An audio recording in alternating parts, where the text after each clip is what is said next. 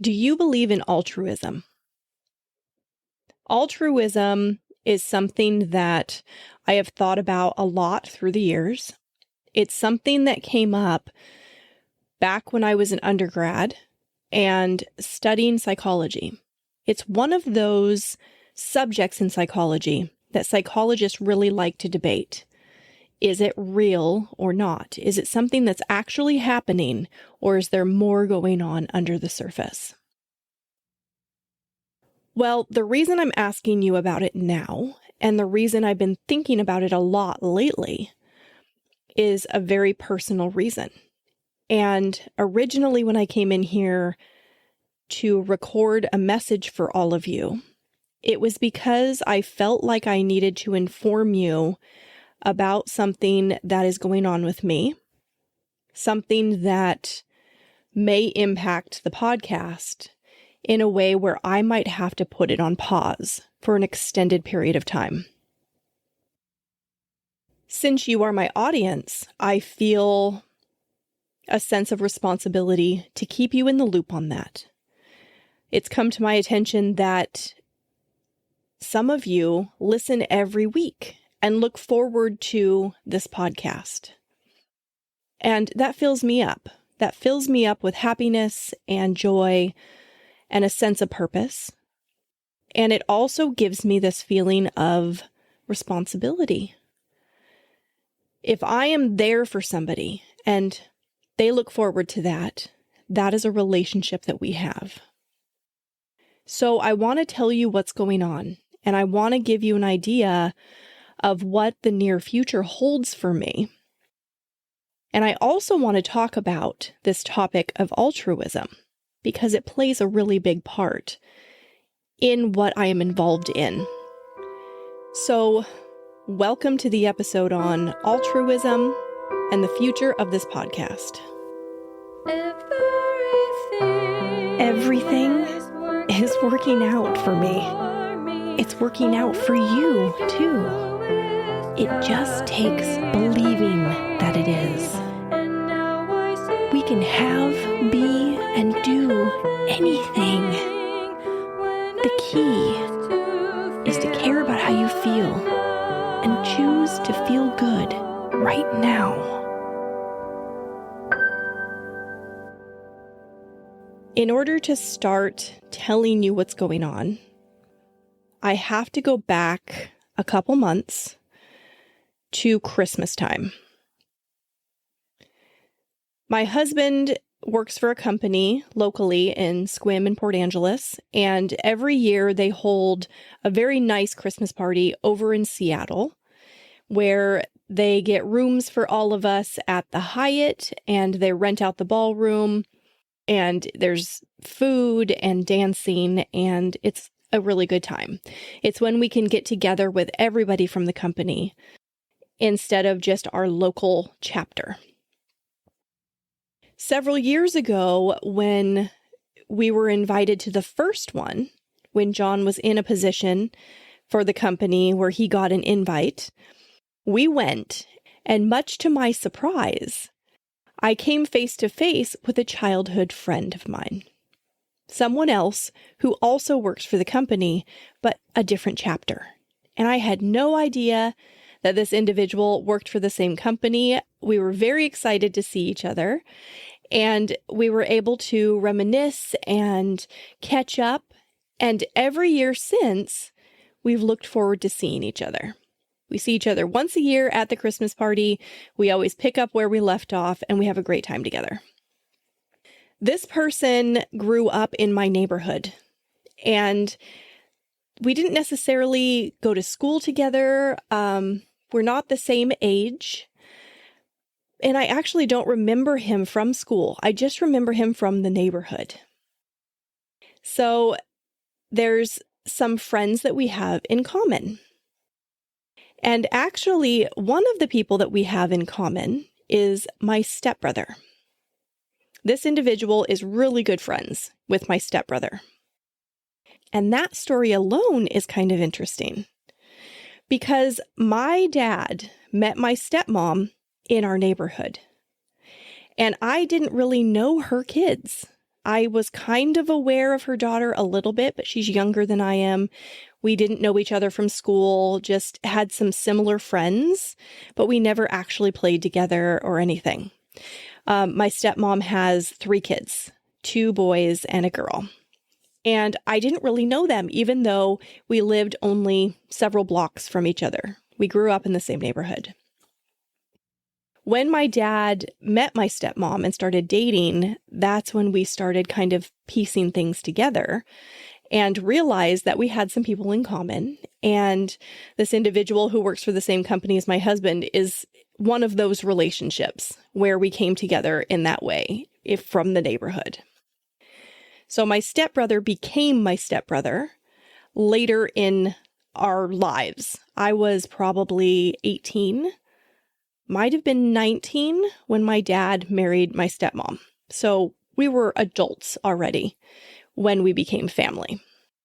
So reverse now to this most recent Christmas party where I run into my friend from the neighborhood, and I know that he's friends with my stepbrother. And so I ask how he's doing. And you might be thinking that's a little strange. Like, how come you don't know how your stepbrother is doing? But because of some family things that I don't need to get into, we lost contact and hadn't spoken in over 20 years.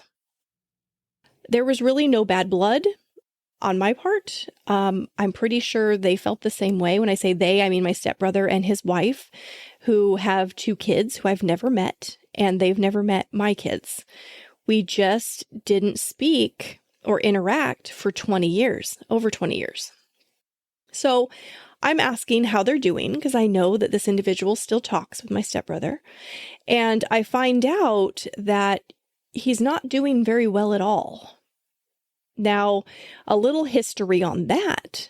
My stepbrother was born, and I don't know the details, so I'm not going to give actual medical history as far as what he has and all of that. But he had complications at birth. He had specific diagnoses, which were rare, and he wasn't expected to live past a year old. So he has been defying time his entire life. He's now, I think he's a couple years younger than me. He might be younger than me. Yeah. Anyway, he's in his 40s or close to being 40. And so he's been on borrowed time, according to Western doctors who didn't think that he would live this long. So I find out from my friend that things are not going well, and he is in need of a liver transplant. Now, mind you, he has never drank alcohol his entire life. This just has to do with his medical condition. He has been in and out of the hospital on and off again his entire life when his liver shuts down and it creates problems for him. I went and saw him one time when we were growing up, and I remember walking into his hospital room and he was yellow. And I thought, oh my gosh, this is crazy. This is a strange thing to see. And it was a little alarming to me. But we never really were super close because we got into each other's families as adults already. So it wasn't like something I experienced a lot of. We didn't grow up together. So when I find out that he's not doing well and is in need of a liver transplant, of course, I have empathy for that. I'm thinking, oh no, he has a wife and he has 2 kids, 2 girls. I wonder how they're doing with all of that. That night after the Christmas party, I was thinking about it quite a bit, and I actually woke up thinking about it the next day. During my meditation, it was heavy on my mind, and I had a fleeting thought during my meditation that I should see if I could help him. And that kind of just went away, and I moved on with things. And then my stepmom and my dad came to visit us. We did our Christmas together. shortly after the Christmas party, and I asked her about what was going on, and she was aware, and she just explained that nobody had been tested to see if they were a match for various reasons. And I sat with that again, and I'm thinking about it, and it's just kind of heavy on me. And the idea to help felt like aligned inspiration to me. It came on strongly. It felt really good to think about it. It felt like direction from my higher self. So I asked my husband about it. I said, hey, I've really been thinking about this. Obviously, it would be very involved and difficult. It would create some hardship for our family if I am to go through with this. And mind you, my husband has never met my stepbrother, his wife, his kids. Hardly knew he existed. Like, he knew he existed, but he wasn't talked about much. He wasn't a part of our lives. So my husband doesn't even know these people. And here I am talking to him about donating my liver to save his life. And we sat there kind of in silence for a little bit after I had told John that I'd been thinking about this. And then he looked at me and he said, well, if I had the opportunity to save someone's life, I would do it. And I remember, I'm getting emotional thinking about it right now. I cried because he's so supportive of me with everything that I feel inclined to do. He allows me to find my own resonance. He allows my alignment to lead me, and he supports wherever necessary. And I love him so much for it. Not to mention that here he is saying, I would do that too. He's a good person. He's just really special in my life, and I appreciate him very, very much. So I hugged him and I thanked him, and I said, okay, I'm going to reach out and I'm going to let them know that I have this feeling, and I would like to see if they would like to see where it goes. Something else that you should probably know is that my blood type is O negative, so I am a universal donor as far as blood goes. And that has always sat with me also. I've always felt like I have this really special gift to help people. Something tangible, something physical about me that can do a lot of good. So I didn't have their phone numbers. I had no way of reaching them. I had put a call into my stepmom, but she didn't answer. So I thought, well, we have a friend in common. So I reached out to my friend from the neighborhood, and I told him, I've been thinking about this since you told me about it at the Christmas party. Would you mind giving me their contact information? I want to reach out. Immediately, he sent it to me. And I immediately turned around and sent a text to both my stepbrother and his wife. Let them know what I was thinking about, that I would like to see if I could be a match and donate my liver for him.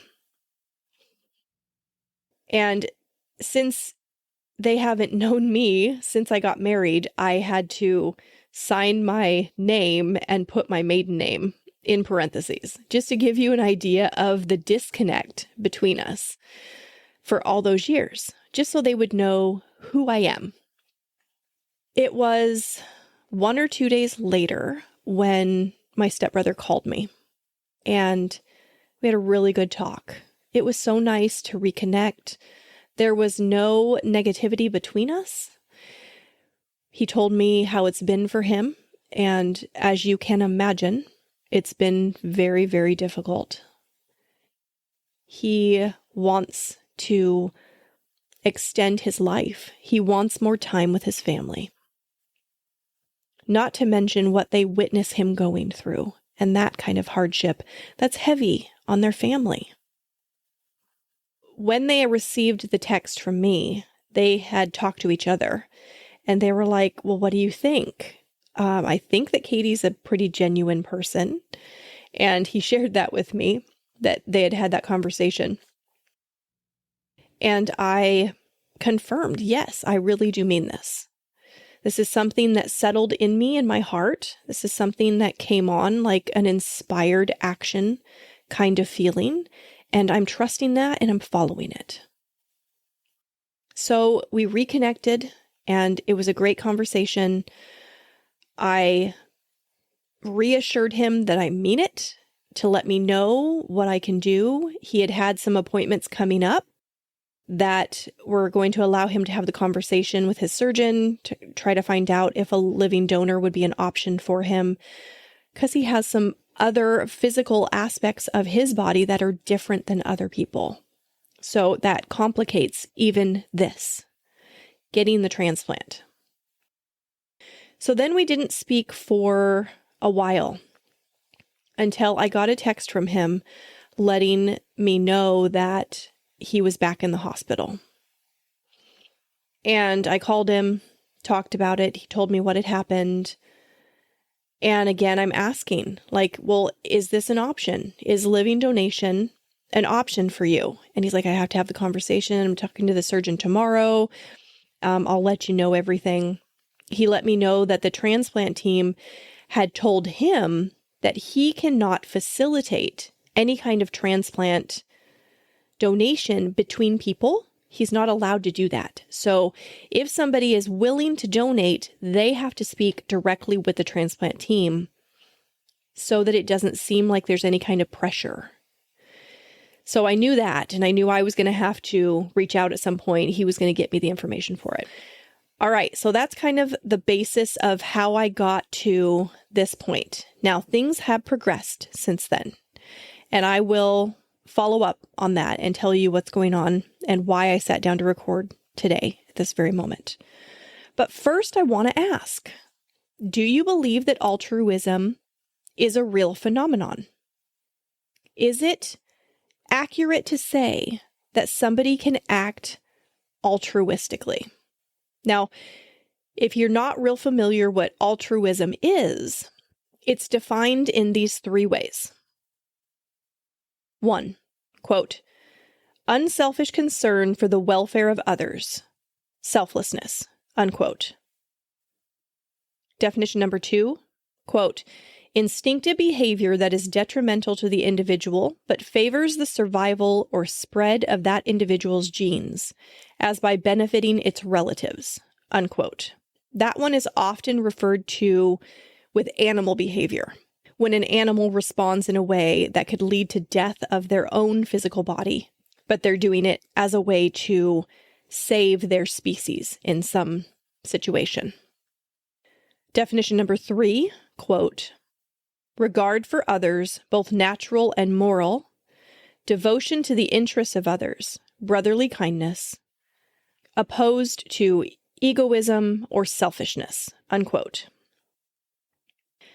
Now, from a psychological perspective, this is how altruism is defined, and this is how it's discussed in the field of psychology.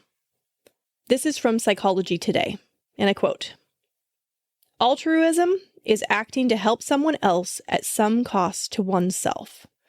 It can include a vast range of behaviors, from sacrificing one's life to save others, to giving money to charity or volunteering at a soup kitchen, to simply waiting a few seconds to hold the door open for a stranger. Often people behave altruistically when they see others in challenging circumstances and feel empathy and desire to help, unquote. Now, I am definitely in this process because of that inspired action feeling that swept over me, because I felt like my higher self was leading me in that moment, and I trust that. I trust my intuition. I also have a great deal of empathy for this situation, for my stepbrother, for his wife, for his kids, for his mom. There was a moment there when I was talking to my husband in the kitchen about the conversations I had been having with my stepbrother, and I just started crying. I was overwhelmed. I got choked up because I couldn't imagine it being my own son in there going through this. I relate as a mother. And as a mother, I feel strongly about helping. For her sake, for my stepmom, that's her baby. No matter what, that is her baby. But also for him as a parent of his kids. And then for his wife, who wants their kids to have their dad. And then there's their kids. I want them to have their dad. I think at the basis of it, if I was not a mother, I might not feel as strongly as I do. But I am connected to this decision from that place of love. And in my opinion, it's the strongest form of love between humans, is that motherly love. And that's where I'm coming from. So is it altruistic? This is very involved for me in a lot of ways. Not only the recovery, but I'm going to be cut open from my sternum to my belly button. And as many of you know, I've had an abdominoplasty. So I am potentially undoing the surgery that I went through already, that we paid a lot of money to do. And the recovery has been, well, hell comes to mind. So it is a lot for me to sit here considering what it's going to take for me to donate my liver for my stepbrother, physically. But more than that, it's a lot. The process is a lot. So after the hospital stay, my stepbrother goes home. Now I've got the information. I go onto the website. I fill out my profile to be a liver donor. And I receive a call from the nurse who organizes everything for donation. I missed her call. I called her back. She missed my call. So we're playing phone tag. The next day is Friday. So I think, okay, well, I'll probably hear from her tomorrow. Friday comes, I get a call from the office to let me know that the nurse coordinator is out of the office and will call me on Monday. And I was like, okay, it is what it is. But that's not what happened. I got a call on Saturday because this team is very devoted and cares a lot about these individuals that they are working with. She said that she often works on her weekends because sometimes that makes all the difference in saving someone's life. This is something that you have to get on right away. You don't want to wait on this. You don't want to push this out for months, although many times it does take sometimes 3 months to go through the process and then get to the actual surgery where you are doing the actual transplant. So I speak to her on Saturday. I gain a lot of information. I realize the kind of commitment that this is going to take, not only from me, but from my husband, my children, my friends, and my mom and dad and sister and everybody who supports me. This isn't something that I'm just doing. This is very involved with everybody in my life to support me in doing this. She explains that I'm going to have to get some blood drawn And then I'm going to have to schedule a 2-day stay over at the University of Washington in Seattle for 2 full days of testing to find out if I'm a match to donate my liver. So all of that is, I'm taking it all in. I call my stepbrother after the phone call. I let him know, hey, we had this conversation. This is what it's going to take. The nurse coordinator told me, it's great that you're willing to donate, but if anybody else is willing to go through the testing, we want to get on that as soon as possible, because they don't want to put all their eggs in one basket and just depend on me, because if I end up not being a match, they have to start over again with somebody else. And my stepbrother might not have that kind of time. So that's why time is of the essence. So that was Saturday. I was informed that I have to make sure that I am up to date on all of my health needs, yearly exams, taking care of my womanly needs that need to be done every 5 years. I don't have to have a mammogram because I'm 40, and I think that that's recommended at 45. No need to do a colonoscopy. I'm not that old yet. So I was within a lot of range for ease and getting this going quickly. And since I am up to date on everything, all I really needed to do was the blood work, which sounds like an easy thing to do, but I live in a remote place. And in order for me to go get my blood work done at the lab that they want me to go to, I would have to drive an hour away and then an hour back home, which is not a big deal. Totally willing to do that. So, okay, that was the conversation Saturday. Now here we are. It is Monday. I get a call from the UW, and they let me know that the surgeon wants to see me this week. And I'm thinking, wow, this is happening really fast. And that tells me a lot. That tells me a lot about the urgency of it. So in my mind, I'm like, okay, let's see. I have 2 people scheduled to record with tomorrow. I have a pre-interview call on Wednesday. I was pretty sure I had a recording set up for Thursday, which turned out I don't. And she was telling me the surgeon really wanted to see me Thursday and Friday, so that worked out fine. I let her know that I was good on everything else. I just needed to get the blood work done. Well, they wanted me in so badly this week that they just said, we'll take care of it while you're here. So as of right now, it is Monday.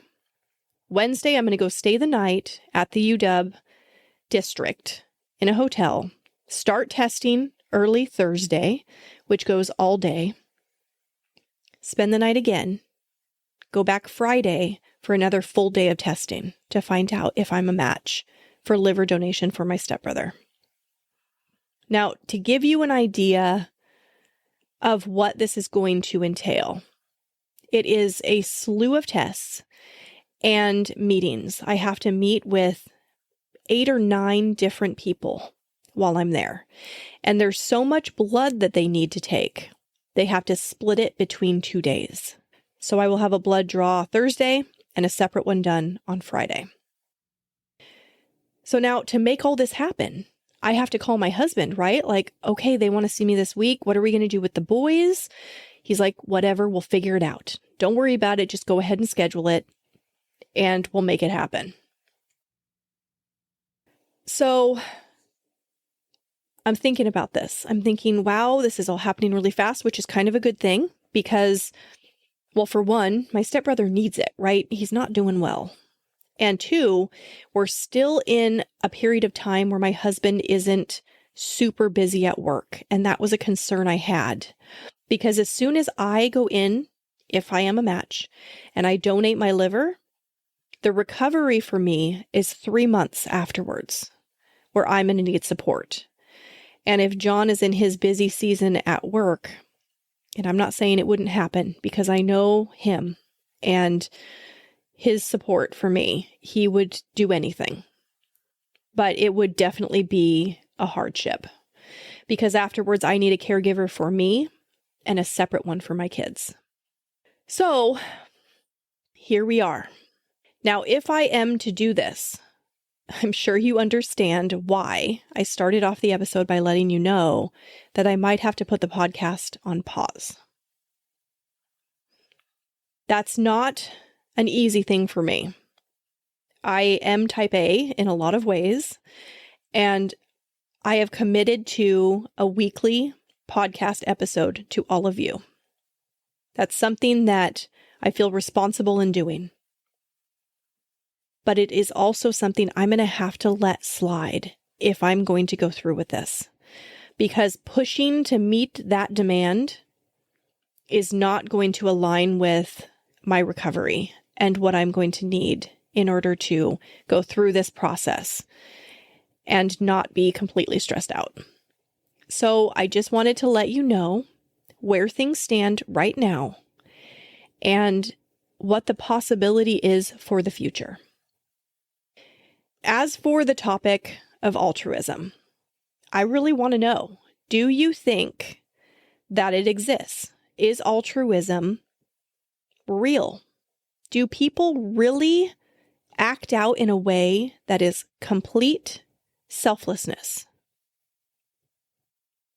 If I told you I was going to donate my liver to my stepbrother, that might feel like, well, sure, I mean, that's your family.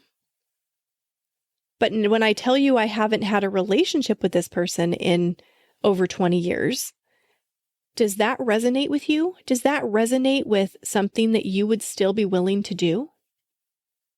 For me, it came from guidance from my higher self, which I trust 100%. And that felt good to me. But that right there, is it altruism if it feels good to the person?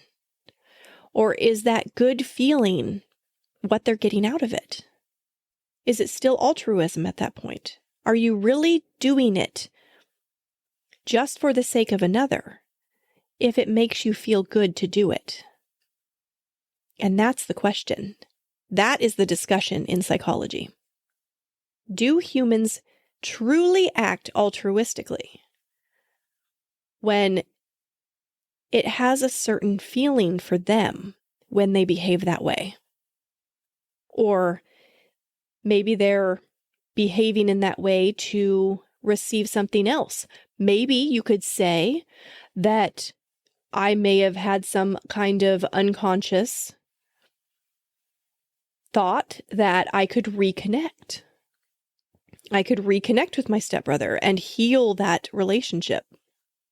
And I'm telling you right now, that wasn't my inspiration. That wasn't the reason I did it. We both have been living our own lives, and not to be mean, but without thinking about each other. We're just doing our own things. It truly feels to me that this situation in particular is the universe orchestrating, bringing cooperative components together to manifest something based on the energy that has built. And I believe that I am a cooperative component in that.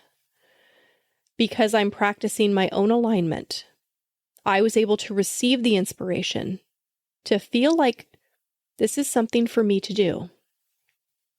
I haven't been living with them, witnessing the hardship that this has caused for them. But they have. And living in that state of contrast has provided a great deal of desire formation. They are wanting things to be different. They want my stepbrother to be healthy. And that desire has grown and built momentum. And it doesn't have to be that way for me.